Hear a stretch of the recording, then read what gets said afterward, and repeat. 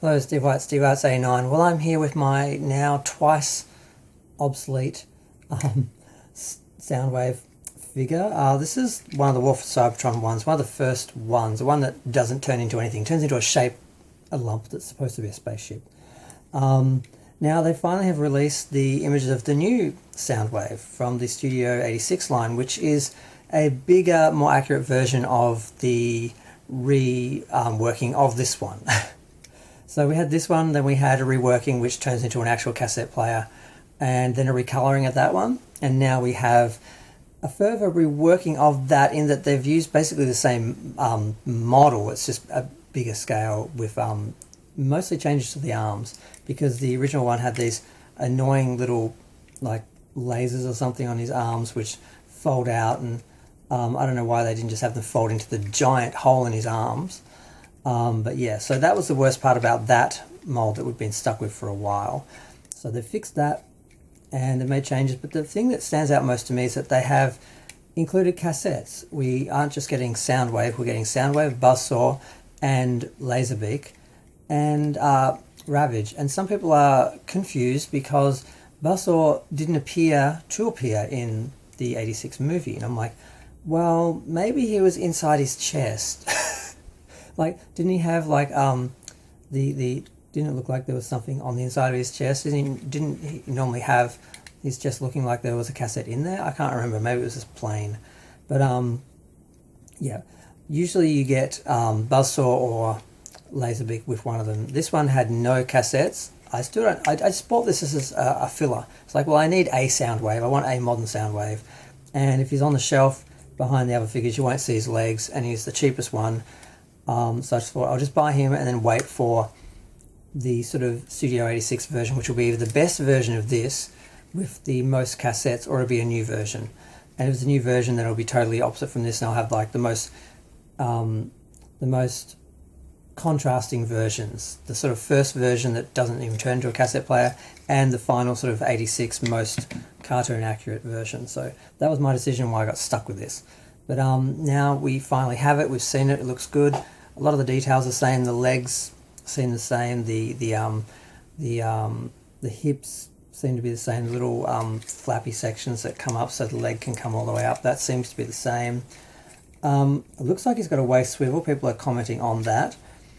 And I'm thinking the chest, it doesn't look that much difference in size because there seems to be more space around it. So the cassettes are probably not much bigger than the original ones. I thought they just reused them. I thought they would just basically keep the chest compartment the same and just scale the rest of them around it, because it's really not much size difference. I mean, really. Here's Optimus.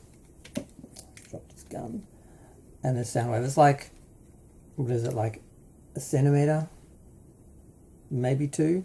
So I sort of figured they'd keep the chest compartment the same, keep the cassettes the same, and maybe package this one with them at some point, maybe not even right away.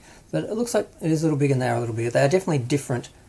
They are more based on the cartoons, because the other ones are based more on the original toys. The original toys had like a sort of C shape for the wings of Laserbeak and Buzzsaw, whereas the animation had them sort of being like sort of a long sort of triangular sort of shape that got sort of thinner and tapered out.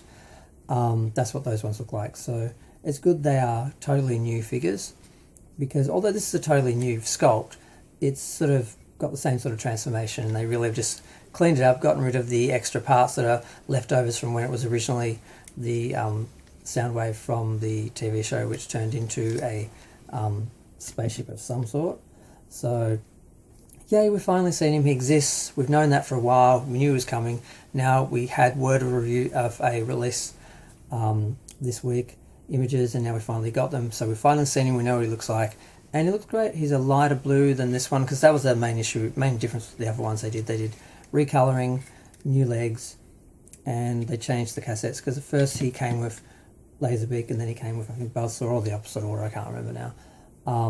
And one he came with Ravage and, well, the blue one, because we still can't decide who Frenzy is and who Rumble is after all these years. If it was Studio 86, it'd have to be the animated version, which, you know, I think makes him Frenzy.